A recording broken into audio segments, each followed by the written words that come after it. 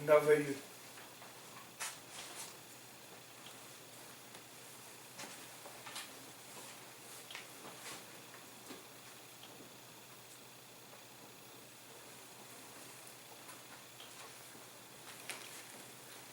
Si la conscience, elle est endormie, elle est innocente. Innocente soit à tort. Ou elle connaît, puis elle fait l'innocente.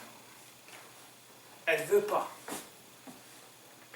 que prendre conscience trop profondément, parce que ça me fait peur, moi je perds moi. Je perds mon identité.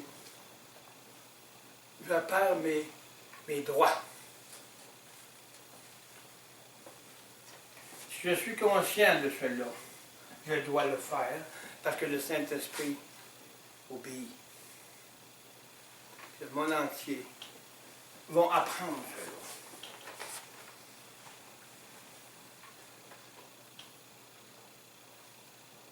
Parce qu'on n'a pas le droit d'être innocent. La parole nous le dit.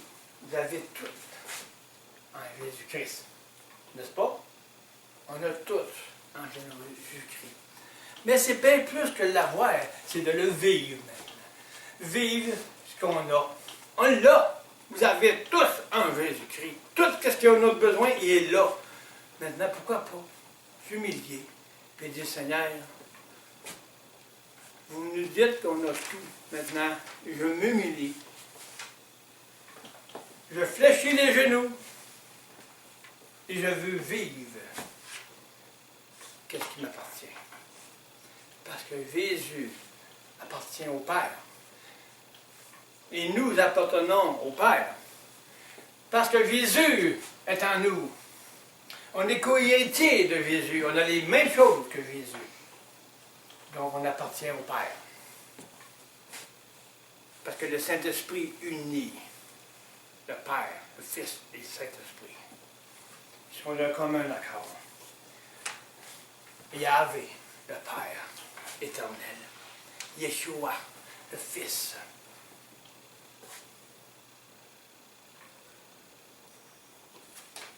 Le Père a un nom.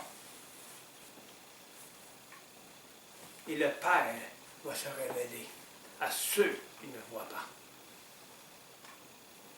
Ils vont mettre l'ordre. Le Saint-Esprit va mettre l'ordre dans ceux qui désirent pas juste voir, mais vivre.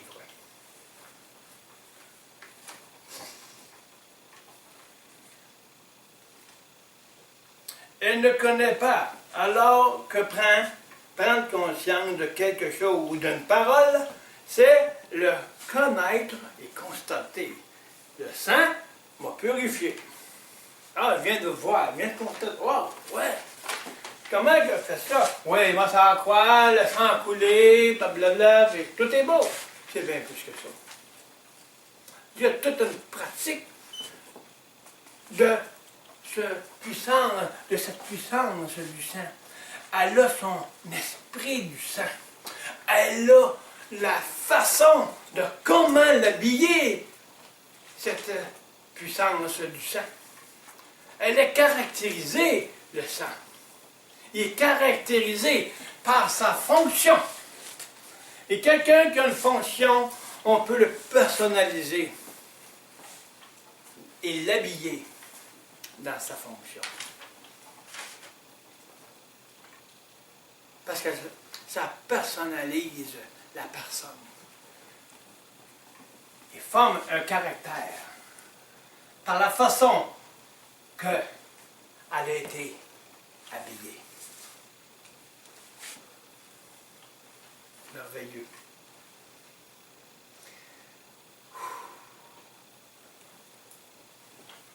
Donc, si je veux connaître le sang, par la foi, je vais faire en sorte de laisser le Saint-Esprit. Parce que je crois qu'il m'a lavé, mais je veux connaître plus que juste laver. Qu'est-ce qu'il fait, le sang? S'approcher du trône de Dieu, il m'a lavé de toute iniquité. Il y a plein de choses qu'on a enseignées depuis qu'on a commencé. Maintenant, il faut le pratiquer. S'habiller avec. Habiller l'habit, la robe de notre Seigneur. La robe sainte, saine, de la impure, enlevée, lavée et lavée par le sang de Christ. Donc, le sang du Seigneur, c'est par la foi. La foi, comme je répète, et tout le temps je répète, et je le dis d'une différente façon ce matin, ce que je crois, que je constate, si je le pratique, c'est le réveil de mon âme. C'est le réveil qui se fait à nous.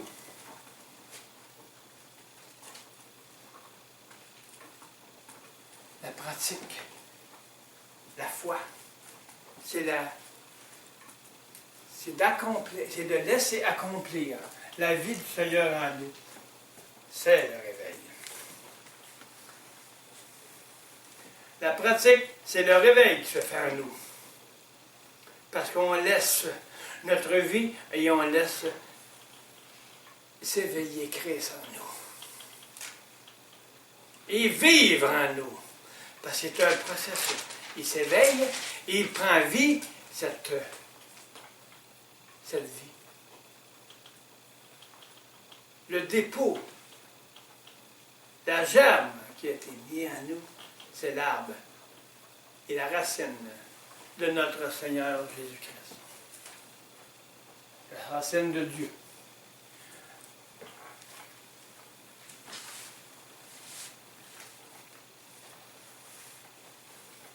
Et si on constate avec notre possibilité intelligente, on va constater ce que je ne comprends pas. J'essaie de comprendre par moi-même, oui, mais je ne saisis pas en moi, dans mon cœur, le sentiment que Christ peut nous faire voir par le sang. Il faut ressentir qu'est-ce que le sang fait en nous. Comme qu'on va voir pour l'œuvre pour la croix qui a pris le péché. Pouvons-nous juste ressentir un amour de paix en nous que le sang de Jésus m'a rendu saint?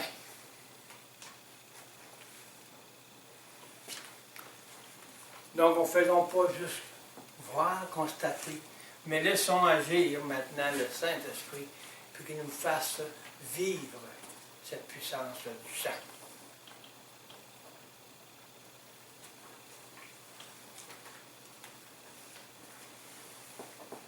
Dans Hébreux 10, 22, approchons-nous avec un cœur vrai. Vrai, vrai, vrai.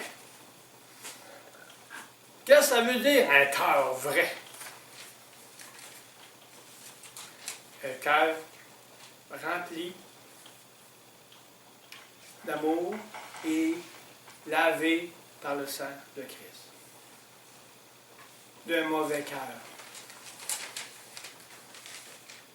Le pardon doit être notre source pour être lavé.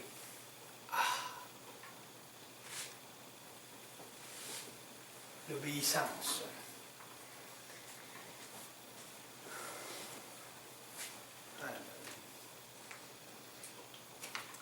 Le pardon par l'humilité rouvre la porte.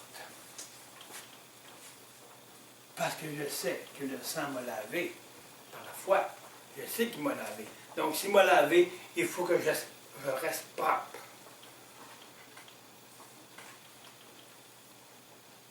Je ne peux pas partager le pain si je suis impur. La Sainte Seine, elle est un exemple. Comme je dis toujours, la Sainte Seine, c'est de manger le pain ensemble. C'est de partager le pain. Mais avant de le partager, il faut être lavé par le sang. Pour que l'impureté, la saleté de ma vieille nature sois lavé. Et que je sois conscient dans le moment même, quand je parle au nom de mon Seigneur qui est saint, il faut que je sois saint. Il dit, soyez saints comme je suis saint. Est-ce qu'on a vraiment réalisé ce que ça veut dire? Qu'est-ce que c'est cette réalité-là? Wow! C'est plus grand encore que ça. Mais vous, les mesures que vous avez vont compléter l'ensemble de la mesure du sang de Christ et sa puissance. Parce que chacun de nous a une révélation et elle doit être mise sur la table du Seigneur pour qu'on puisse ensemble accomplir l'œuvre de cette mission. La mission du Seigneur. La mission du Saint-Esprit. Rassembler les cœurs. Mais ça prend le sang de Christ pour ça. Parce que si le sang de Christ n'est pas en action, ils ne peuvent pas s'engendrer ensemble avec l'impureté. Donc il faut que le sang de Christ soit conscient. Qu'on soit conscient de ce qui est. Puis qu'à chaque fois qu'on partagera la parole, au moins qu'on soit conscient d'être dans la pureté pour pouvoir partager. Boire la coupe du sang qui nous démontre que son sang m'a purifié.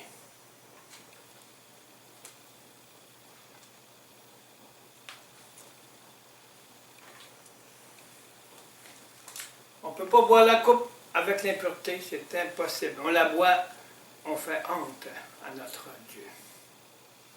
C'est impur. On ne peut pas manger à la table des démons, que Paul dit, pas à la table du Seigneur. On ne peut pas manger à la table de Dieu, du Seigneur, et à la table de notre vieil homme.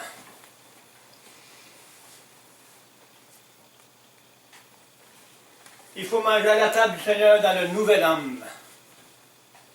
Et quand on prendra conscience de cette très puissance, on va voir nous aider à changer. Parce qu'il m'a trompé avec l'impureté puis la pureté, parce que ça ne se mêle pas ensemble. Donc ça fait quoi? Ça fait des conflits. Les idées sont conflictuelles à cause de ce manque de puissance, de connaissance, de la parole du sang. C'est n'importe quoi. Mais on s'en fait une idée. Je m'en fais une idée. Je suis conscient que... Mais qu'est-ce que je pratique avec ça? La profondeur de la puissance du sang est nécessaire pour réaliser sa venue. Il ne viendra pas dans un peuple impur. Il ne viendra pas tant que tous ceux qui ont choisi seront prêts jusqu'au dernier. Mais c'est là où que, Seigneur, maintenant, on peut voir que le Saint-Esprit, maintenant, prend la force et est en train de faire les choses. Je fais affaire avec des personnes, on fait affaire avec des nations. Mais on voit le Saint-Esprit dans ces nations-là, que le Saint-Esprit, c'est lui qui donne l'ordre. Je ne suis pas là, mais le Saint-Esprit est là. C'est son mandat, puis il va le faire agir à sa façon. Parce que c'est lui qui le demande. C'est rendu là. Il y en a qui critiquent. Mais le Saint-Esprit fait agir quand même. Parce que c'est son mandat. C'est lui qui veut le faire. C'est rendu maintenant, c'est l'obéissance ou c'est la mort. La mort à la vie de Christ en nous. Donc tu te réveilles ou tu restes endormi. C'est rendu là. Dans les actes, ils ont désobéi. Ils sont morts là. C'est un exemple physique qui démontraient. Ils sont morts. C'est un exemple de démonstration. Ils ne tomberont pas à mourir de physique, mais ils tombent à mourir de l'Esprit de Dieu. Le Saint-Esprit n'a plus d'ouverture pour communiquer à ton esprit. Parce que la désobéissance amène la coupure entre mon esprit et celle du Saint-Esprit. Je suis conscient, mais je n'ai plus rien qui vit vraiment. Je fais juste marcher, puis j'essaie par moi-même de m'en sauver, mais je ne me soumets pas.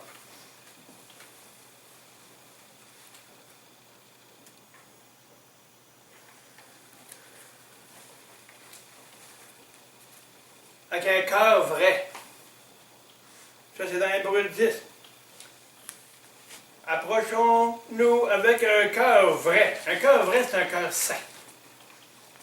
En pleine assurance de foi. Donc, on a la foi à quoi dans le Seigneur? Dans le sang. On a la foi de tout ce qu'on a vu, au moins une mesure de ce que le Saint-Esprit m'a donné pour vous le donner. La foi, c'est de pratiquer, hein? On répète. Mais l'enseignement est cela. Il faut répéter pour que ça rentre dans notre intelligence, pour qu'on puisse agir maintenant. À qui on veut se soumettre? À la volonté de mon papa, de mon Dieu, de mon Seigneur, au Saint-Esprit, ou à moi, je reste endormi puis je fais ce que je veux. La foi, c'est de marcher dans les réveils. Alléluia. Wow! La foi, c'est de marcher dans le réveil pratique. Les paroles du Saint-Esprit sont comme un feu. Ils viennent dans vos cœurs, puis prenez-le comme une bénédiction. Parce que c'est ça la vérité. Il rend témoignage à votre esprit que c'est la vérité. Maintenant, réveille-toi, toi qui dors, dit le Seigneur. On parle d'endormis. Les endormis qui dorment comme ceux. Il y a eu un beau témoignage de foi que quand l'Église, quand elle dort, il y en a qui sont réveillés. Quand Jésus était sur le mont des Oliviers, il a dit aux apôtres, arrêtez de dormir, priez avec moi. Jésus est venu 3 fois. Vous dormez encore. Mais l'exemple qu'elle m'a donné, elle a dit, l'Église qui dort est celle qui est réveillée. Vois-tu, c'est merveilleux. C'est ça. Est-ce qu'on a des églises qui dorment à la puissance, ou qui se sont réveillées pour constater que c'est le sang de Jésus-Christ qui donne toute ouverture? Réveille-toi, toi qui dors. L'Église, c'est chacun de nous. Si on commence à se réveiller nous-mêmes, on ne va pas réveiller les autres autour. C'est cela qui va se passer. C'est cela qui se passe présentement. Le Seigneur a permis ça. Le Saint-Esprit ouvrait les portes dans le monde entier. Il est en train de faire en sorte que cela se réalise. On va instruire, on va enseigner la puissance de Dieu, afin de la distribuer pour le réveil. Alléluia.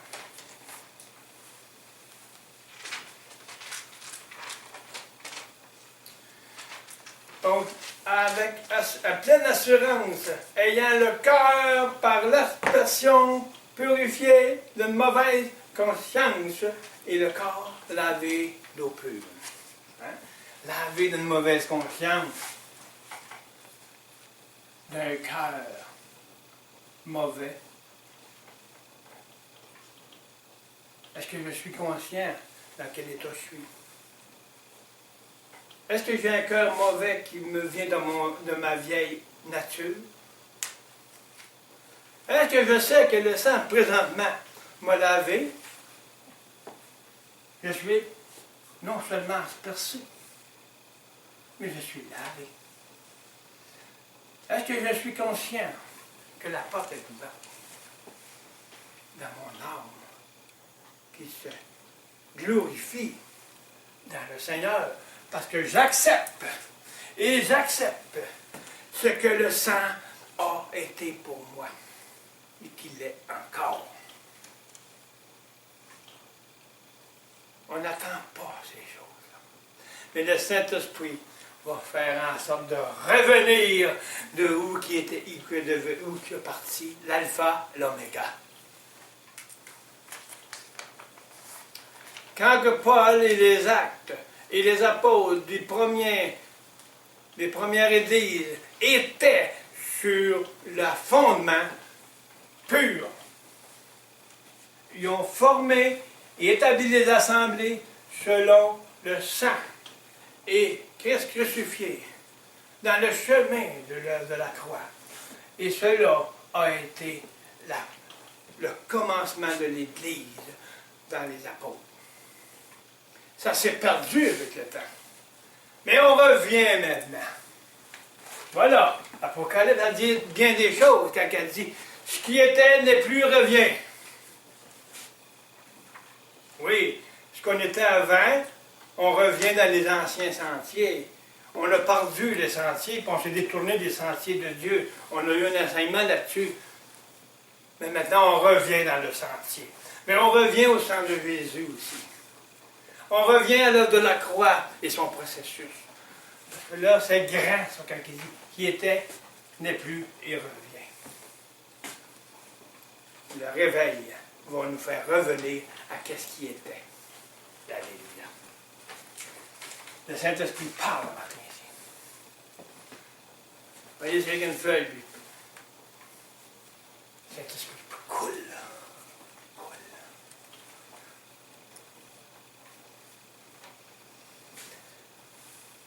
D'une mauvaise conscience, comme on dit, si on est conscient de qu'est-ce qu'on est, si mon cœur est impur, si des mauvaises pensées, ma conscience, mon esprit n'est pas en état d'entendre la pureté. Le sang du Seigneur, en ayant cette foi qui m'a purifié mon cœur, mon esprit est pur, conscience est pure. Donc je suis en état d'entendre et aussi voir ce que le Saint-Esprit me dit. Il me réveille.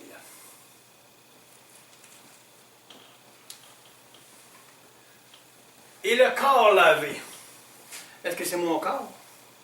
Ou pur? Je vais me laver, je vais prendre une douche. Ah, mon corps va être pur.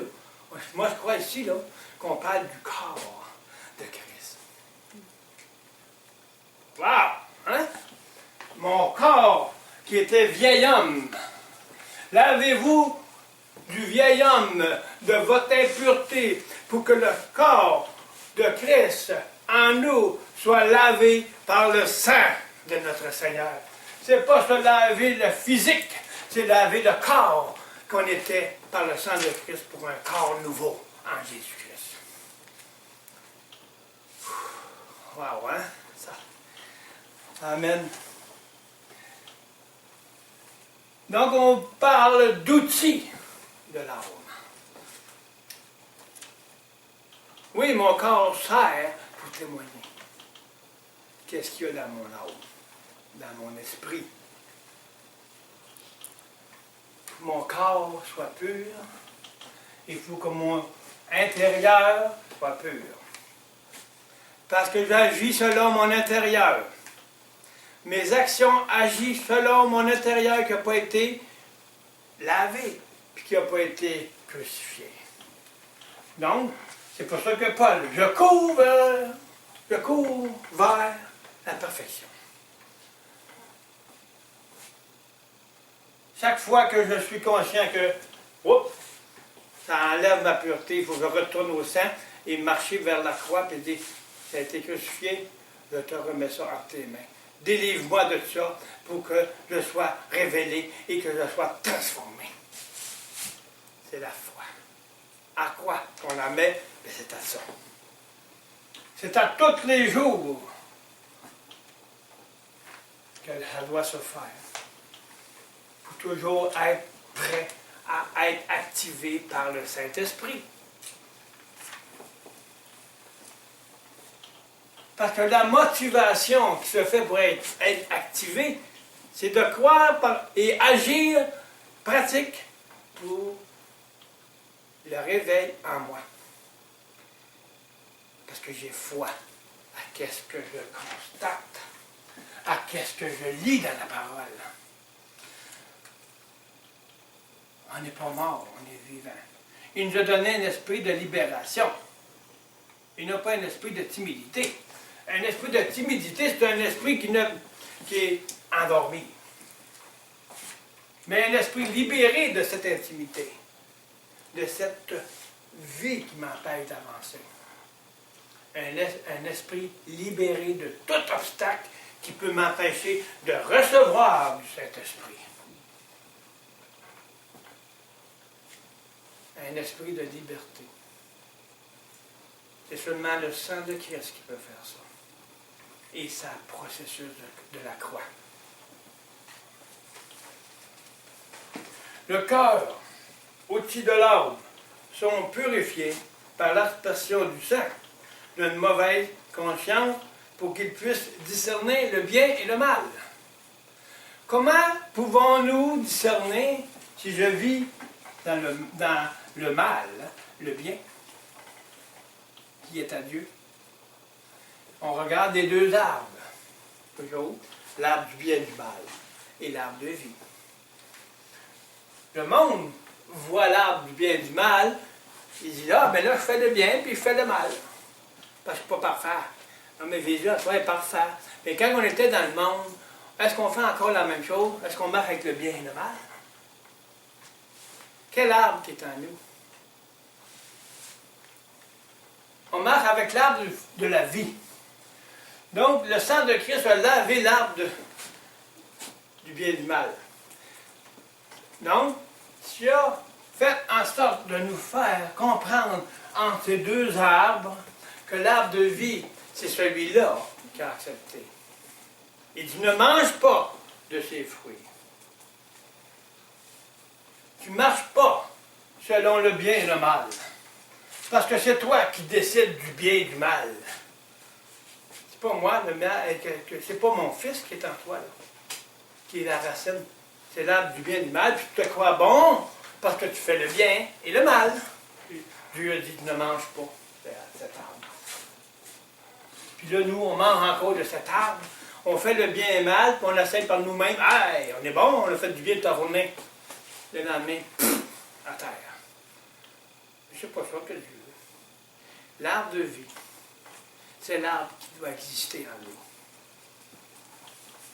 Parce que si c'est l'arbre de vie qui est en nous, et nous connaissons ses fruits, on va pouvoir distinguer et discerner quel fruit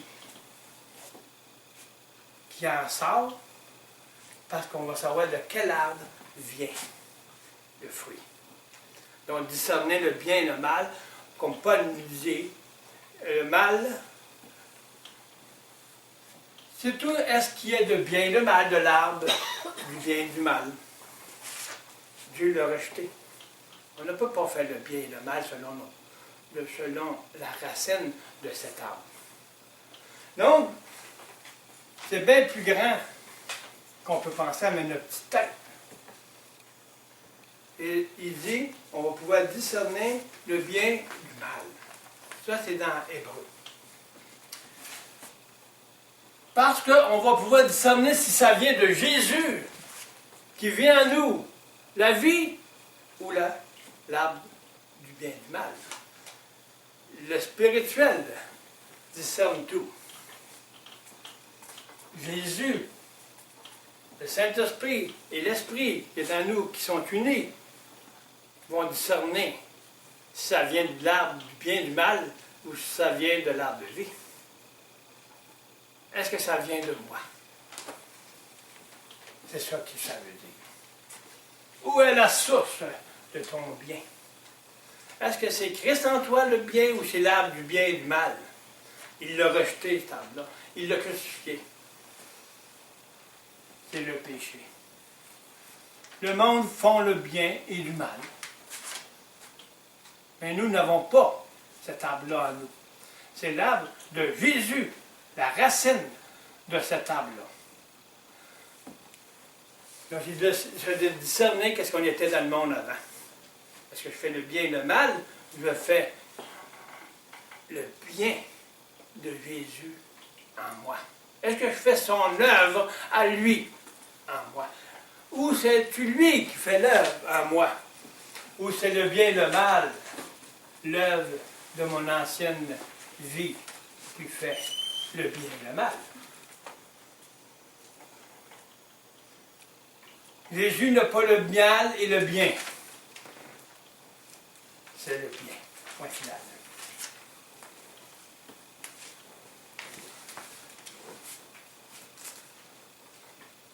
Donc on discerne qu'est-ce qui est de Dieu, puis qu'est-ce qui ne l'est pas.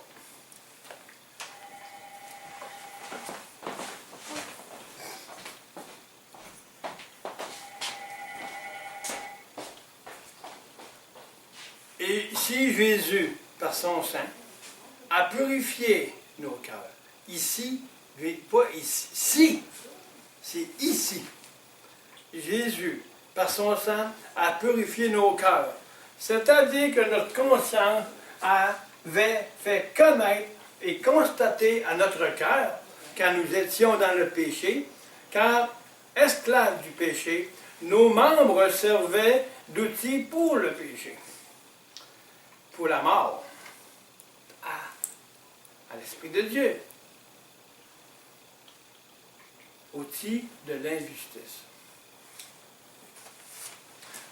L'outil de l'injustice. On va